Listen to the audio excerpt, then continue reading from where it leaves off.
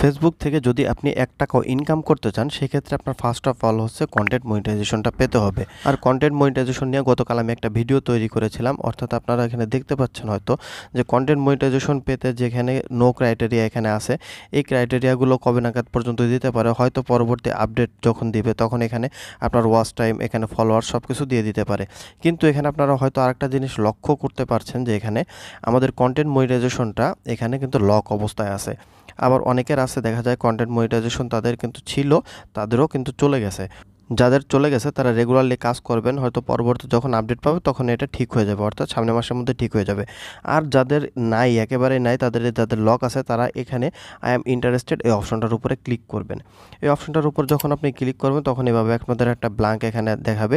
তখন এখানে আপনাদের কিছু জিনিস লিখতে হবে, সেটা আমি এখানে কপি করে রেখেছি আগেই, আমি এখন এটা পেস্ট করে দিচ্ছি।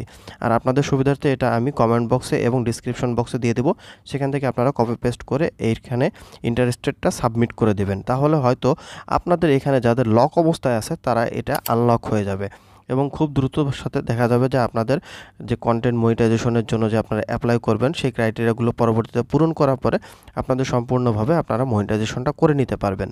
এটা শেষ হয়ে গেলে আমি একটু নিচের দিকে দেখুন, এখানে লার্ন মোর যে অপশনটা আছে, এই লার্ন মোরে আমি ক্লিক করার পরে এখান থেকে একটা সাবমিট আমি করতে পারি। একটা ফর্ম এখানে থাকবে, যেখানে আপনার ফর্ম একটা দেওয়া থাকবে, ওই ফর্মে আপনার সব কিছু সাবমিট করে দিতে পারেন।